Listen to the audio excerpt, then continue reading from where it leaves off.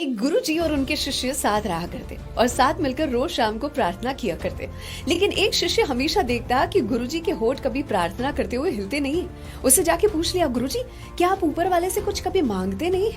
इस पर गुरु जी ने एक कहानी बताने की शुरुआत की। उन्होंने कहा कि एक बार मैं राजा के महल के पास से गुजर रहा था और राजा जी अपनी प्रजा को देखते हुए महल के द्वार पर खड़े थे। एक भिखारी उनके सामने जा खड़ा हुआ और भिखारी जो था उसके कपड़े पूरी तरह से फटे हुए थे। उसका शरीर बुरी तरह से गल चुका था, मानो कितने दिनों से उसने खाया नहीं था। वो कभी भी गिर सकता था, लेकिन उसकी आंखों में फिर भी चमक थी। राजा ने उसे देखते ही पूछा, बताओ क्या चाहते हो?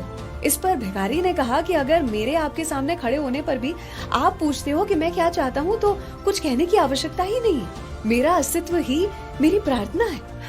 इस पर राजा ने अपने लोगों को बुलाया। उन्हें अपनी गलती का एहसास हुआ। जल्दी से उसके लिए कपड़े मंगवाए, उसके लिए खाना मंगवाया, उसके लिए एक छोटे से घर की व्यवस्था की और साथ ही उसे अपने राज्य में एक छोटी सी नौकरी भी दे दी। राजा ने अपनी हैसियत के हिसाब से उसकी मदद की। अगर उस भिखारी ने मांगा होता तो सिर्फ राजा उसे खाना देता। उस दिन के बाद से गुरुजी ने कहा कि मैंने ऊपर वाले से कुछ भी मांगना बंद कर दिया, क्योंकि हम जब मांगते हैं अपनी छोटी सी सोच के हिसाब से मांगते हैं और वो जब देता है अपने रुतबे के हिसाब से देता है। Always believe in God's plan.